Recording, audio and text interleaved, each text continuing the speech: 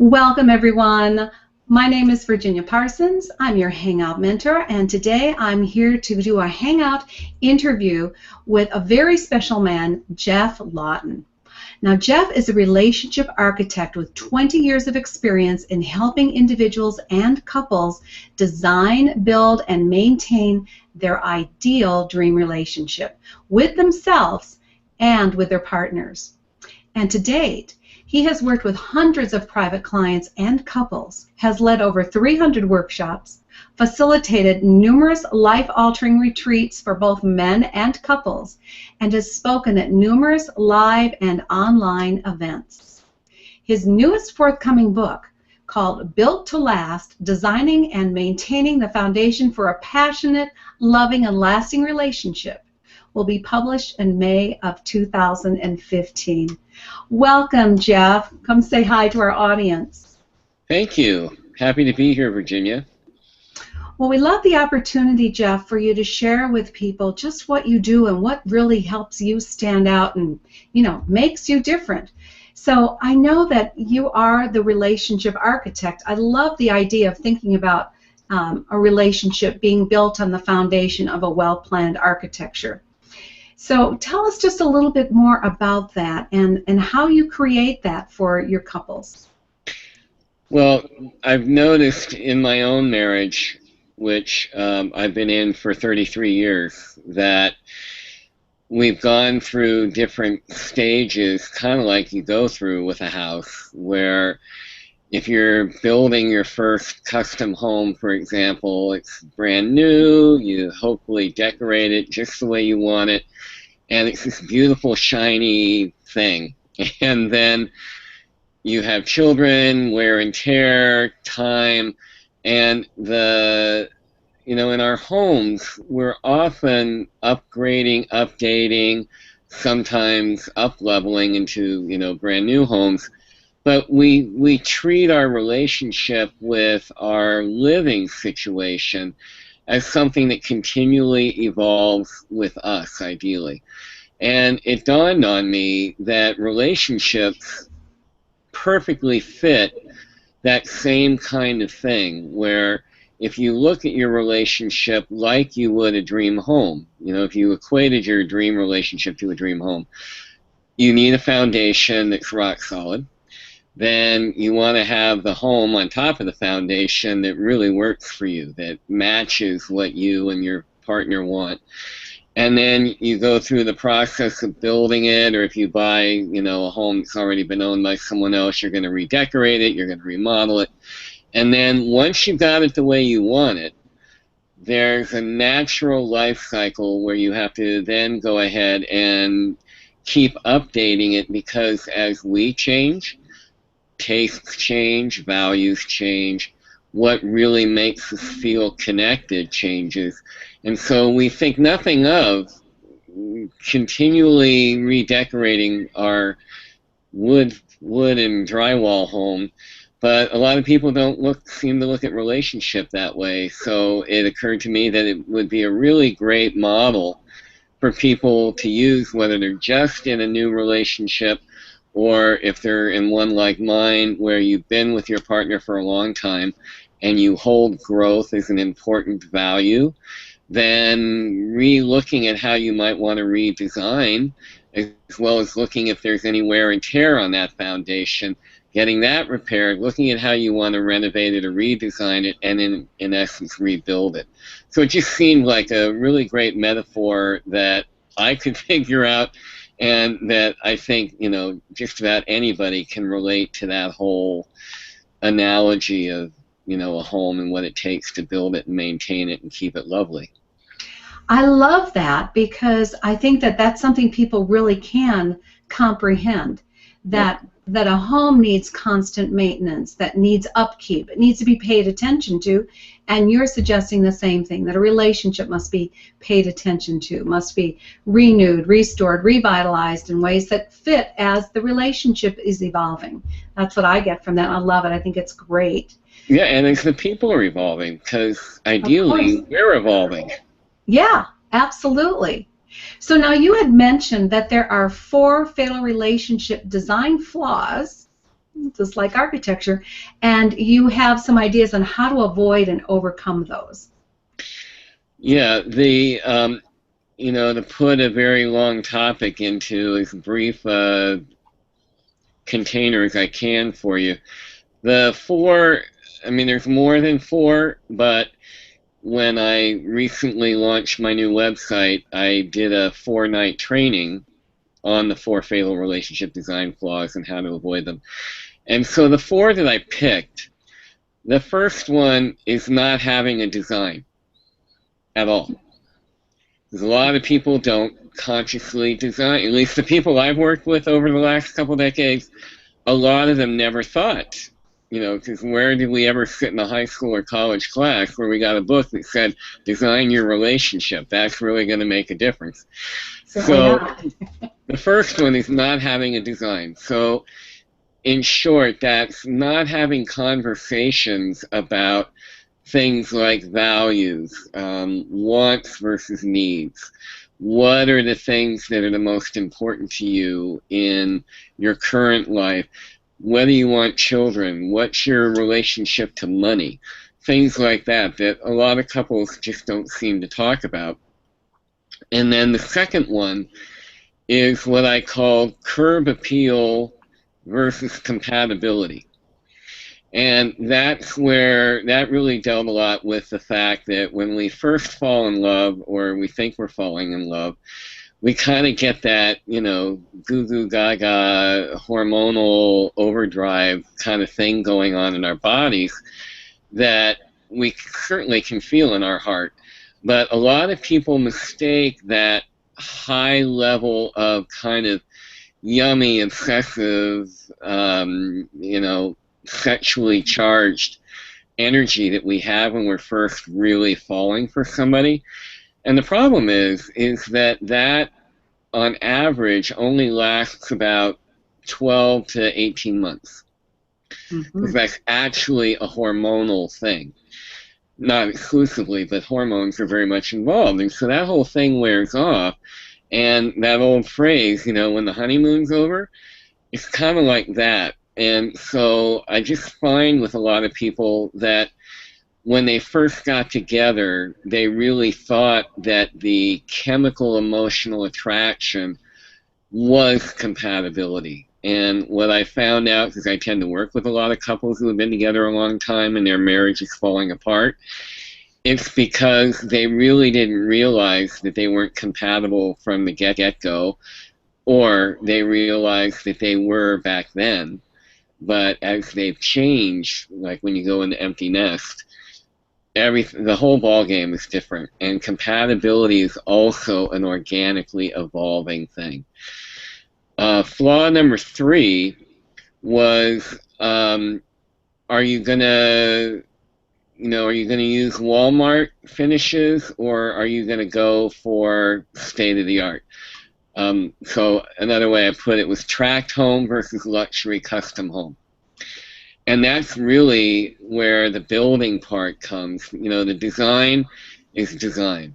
But the curb appeal, compatibility, knowing when you're compatible, knowing how to determine compatibility, and then adding on to that, building the relationship in the early few years where you're constantly working at being awake and conscious about, again, needs, desires. If you have children, how are you going to balance parenting with your romantic connection? And then your careers. And if you're like most couples where both partners are earning money, how do you balance your career with your parenting, with, making sure that your relationship holds up? And to best do that, you really want to design the most customized, best quality relationship. So that means quality materials. That means quality workmanship. And again, that's something that people weren't really taught. And then the fourth flaw is are you going to fix the leaks as they happen, or are you going to do preventative maintenance? And unfortunately, by the time a lot of people get to me, they really hadn't thought about preventive maintenance. And so part of why they cross my path is they were trying to fix leaks as they happen. This breaks down, that breaks down, this issue comes up, that argument happens.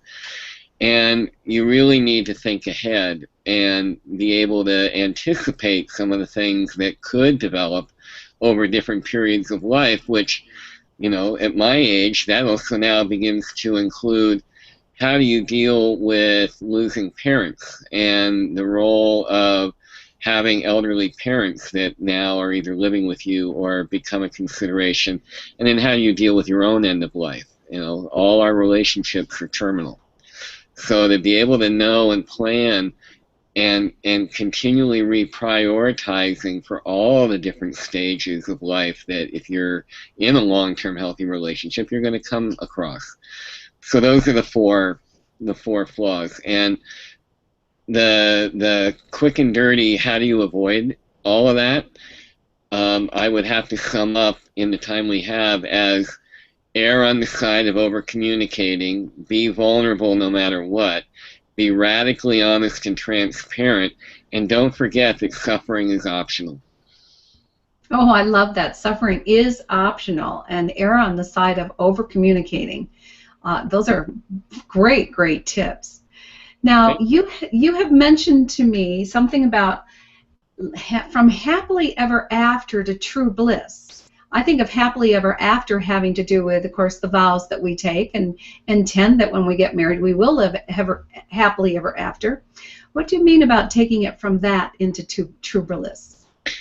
Well, you know, for me, Virginia, it really boils down to there's the vows that we make when we get married, if you do that. Not everybody does these days, but, you know, whatever commitment you make to each other in whatever ceremony that you're formally declaring we are a committed couple for life. The thing is that we commit to being committed. And yet, over on some other part of our sphere of consciousness, we have an entertainment industry and literary industry that for years have said happily ever after. And I always use Jerry Maguire, you know, so hopefully there's nobody watching this who's never seen that movie. You know, that whole thing of you complete me and you had me at hello and all that, you know, it's great fantasy, and it fits with the fairy tales and all the commercials. And I don't want to come off like a buzzkill, but the reality is that if you go through your marriage holding that the number one goal or even a top goal is to live happily ever after, number one, happy is relative. Number two, life doesn't really work in a way that you're always happy. And I actually run across people who really believe with all their heart that you've got a successful life if you're always happy. And the thing is you can't enjoy happiness if you don't have challenge, pain, difficulty, loss, all of these things that every human being goes through. All of us go through that. But yet, it blows my mind how like really intelligent, lovely, loving, mature people that have that conditioning, it's almost like an unconscious imprint that says this is what we need to go for. And what I mean by going from that to true bliss is when you actually are going bigger. You know, that you're not shooting for happily ever after. Bliss comes when you learn how to deal with what is, and you learn to love each other as you are instead of wanting to love you more if you would just be the way I'd like you to be. And you go through, part of why my wife and I are still together and we still really love and like each other, we've been through things that should have destroyed our marriage 5 times over. Life circumstances, tragedies, difficulties, illness. And you know, a lot of couples seem to really bail when the going gets tough. And where I think you can really develop bliss is when you really get a chance to have a real life opportunity to discover that true commitment, true love, is not just about when it's good and happy, but that happiness comes the more emotionally resilient, vulnerable, and authentic you become. That's blissful, not when you're trying to live a Hollywood fantasy. Oh, these are wise, wise words that you're sharing with us, and I really appreciate hearing them myself. Now, you do have a new book coming out, and I understand that one of the topics in the book has to do with how many people are you really sleeping with. I find that an intriguing topic. Can you expand upon that for us? Yeah, I'm glad it gets attention. What I mean by that is that one of the things that I learned about 22, 23 years ago was that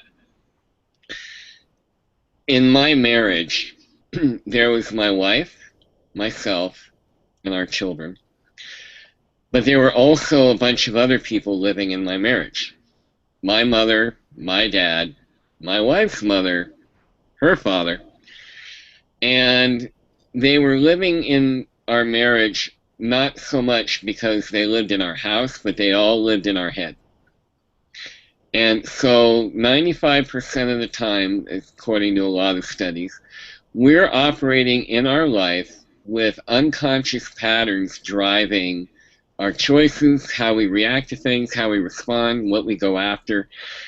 95% on average, we're walking around being run by unconscious programming. And guess where that programming happens? It all happens between the time we're in utero and about 7. So all the stuff that we watched growing up, like what's the first relationship, for example, that you and I ever saw really in depth, was our parents. And I don't know your parents, but I can tell you that my parents, how they did relationship was the exact opposite of how I wanted to do it. And when my wife and I hit a rough patch and did some work on it, we discovered that, that famous saying of, well, when I grow up, I'll never do ... Sure as hell, I was doing all of it. So it was both humbling and incredibly fortunate to find out where I was doing, I was behaving and reacting in ways that my mom used to react to my dad or to different things. And then on top of that, what was going on was the same thing was happening for my wife. And when we got to see how many people were really in our bed, it afforded us a great amount of freedom and an opportunity to get more conscious. And a lot of our arguments had everything to do with young parts of us that, can be called the inner child, any number of things. But we all have that. There's not a single human being who doesn't.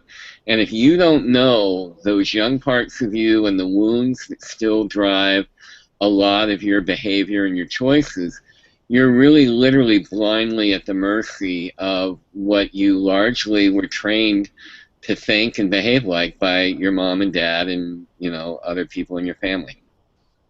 Oh, what a brilliant way of looking at that. I think that's going to be so helpful to so many people, Geoff. And I really appreciate the time that you've taken today to really share your perspective on relationships and coming at it as a person who is the architect or the relationship architect. If people would like to receive more information from you, where can they reach you? The best place to go is www.yourrelationshiparchitect.com. Everything's there. Terrific. Well, thank you again for joining us. I think this has been very, very helpful. I've enjoyed it. Thank you. And I appreciate your taking the time today. So once again, this is Virginia Parsons, your Hangout Mentor, and I'm with Geoff Laughton, the Relationship Architect, and you can reach or find out more about him at yourrelationshiparchitect.com. Thanks so much, and have a great day. You too. Bye now.